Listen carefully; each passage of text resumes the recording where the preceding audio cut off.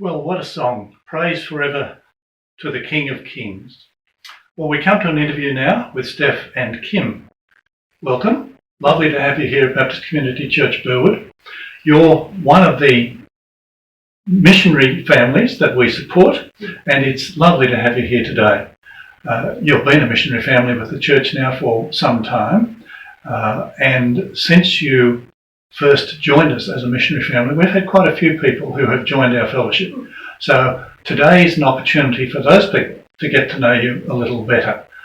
So I'm going to ask you three things: one about your family, one about your roles now, and one about what impact does COVID-19 have on your activities. So firstly, about your family. Now you've got three girls, two of whom are teenagers and one who is just about a teenager. Stop laughing. And you've spent 2 terms in Ethiopia. So I'd like you to tell us about how is the family adjusting to life in Australia, and how are the girls coping with school in Australia after 5 years of school in Addis? Yeah, thanks for asking. On the whole, we're doing really well. God has provided for our family so well. We have been able to move into a larger home, and I tell you what, just in the nick of time with COVID-19, we each have a space where we can be working from home. And our girls' school has been so generous and well organised that our girls really go to school in their on their laptops from 8:30 to 3:30 during school time. And Kim and I each have an area where we can work together, and we have a lot of time together now, like many families. So that's part of the journey back, I guess, and it's just given us more time to connect with each other and walk through the weeks and talk through worries and celebrate things together. Yeah. And it's been about 18 months now since you came back from Ethiopia. How has the family settled into the Western culture that is Australia after Ethiopia, which is not a Western culture? Yeah, that's been a really interesting topic for us to address, and probably where it comes out the most is actually in the geography subjects that Karina and Lucy are studying, and they have their own personal responses to the topics that come up. What's common for them both is that the issues that they address are very real for them. So when they are addressing poverty or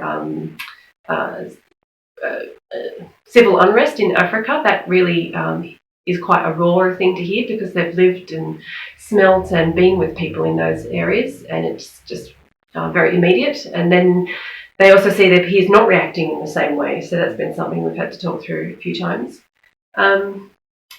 I think because we came back on home assignment, that was a really helpful experience, so that we had 9 months in Australia after our first term, and we were able to talk through the differences and how it's normal to be confronted by the abundance that we have and things we take for granted in a Western setting.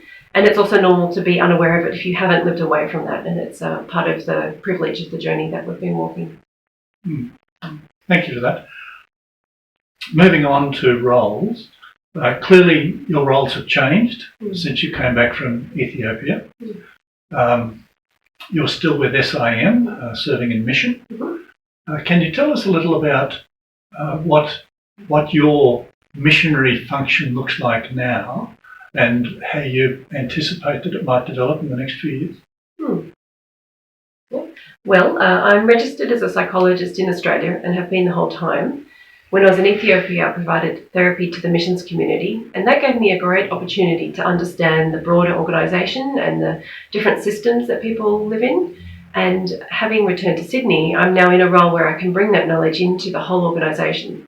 So my role is on a team called the People Development and Care Team, where as a group collaborating together, we're able to provide a more holistic range of programs and initiatives to care for people throughout the organisation. And my role on that team is to address the mental health and wellbeing of our workers worldwide. So you just mentioned worldwide, although earlier you were speaking in the context of Australia. This team that you're involved in, that has a responsibility on a broader base? Yes, I'm based in Sydney because that's where we happen to live now, but it's a remote position. So my whole team is actually scattered around the world. and we connect together on Zoom. So we were ahead of that adjustment period where people have had to work from home. We were already doing that, so that's been something that's quite familiar. Yeah, that's good. Yeah, thank you for that. Kim, do you want to tell us a little bit about where your role is now, what you're doing, and how you anticipate that it will develop? Yeah, sure. So as Steph said, we're based here in Australia, but with technology and being able to work remotely. I'm actually assigned to SIM in Thailand. I'm working with the team there to help put together a leadership development program. Thailand have recognised that they're a growing entity. They're going to double in size in the next 12 to 18 months. And because of that, they need more leaders. And so they've put together a leadership program to help develop and grow leaders within SIM Thailand. So I've been part of putting together both the material, but also going over, I think 3 times now, to help deliver workshops to train people in leadership. I guess over the next little while, they're planning on rolling out a second set of training for that. So I might get involved in that. SIM's asking some big questions of themselves as an organisation, where they want to be in the next 5 to 10 years. So there may be opportunities for me to get involved in some of that. The other thing I'm involved in is SIM is putting on a global conference in 19 months' time, God willing. And I'm part of the organising committee of that, trying to put together a conference for 500 to 800 people. So the way your roles have developed, you really have quite an international focus, both of you, don't you? Even though you're based in Sydney. Yeah.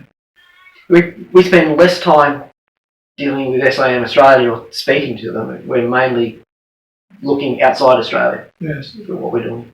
As a supporting church, and as individuals within that church supporting you, it's really quite important that we understand that that's where you're at. So thank you for sharing that with us. That's been good. So I just want to move on quickly to, on the face of it, a simple question, but maybe it's not. What impact has COVID-19 had on your activities? Well, the leadership training stopped in Thailand for the time being. What we're finding is that most of the ministries in Thailand are slowing down and focusing a little bit differently. So whereas our church planters would be going around to people, having coffee with them, building relationships that way, they're now having to ring them and send them emails to continue to build those relationships. Some of the teams, such as our Sports Friends ministry that do a lot of sports activities to engage with kids and adults, obviously can't do that. So they're spending more time preparing and planning activities, which is a good thing to do. Often ministries are so busy that they don't have time to just sit back and think about what they're doing well and what they can improve on. A lot of ministries have slowed down a little and thinking of different ways of being able to interact with people who desperately need to hear the gospel. Indeed. And Steph, you were already Zooming around the world. I suppose you're still doing that. Yes, I'm continuing a lot of online presence in many consultations and meetings. Kim talked about a slowdown with the COVID-19 pandemic, and that's true for all of us, I think. We've had life slow down. But in another way, there's more activity in other directions and also more opportunities. And from the perspective of my team, we've actually got really busy. I've never had such a busy period. So our team is putting a lot of our resources online, and we have to put a bit of energy into producing something that's relevant to COVID-19's context. So, for example, next week I'll be helping deliver a online webinar. We call them learning cafes, and members throughout the organisation are welcome to log in and be part of that forum. And the topic we're covering is teenagers in transition, but of course we need to accommodate for the COVID-19 context because every family is affected by changes, and we think especially teenagers are having their own learning curve through that and families with them. So we're having to contextualise a lot of the content that we're developing and working with together.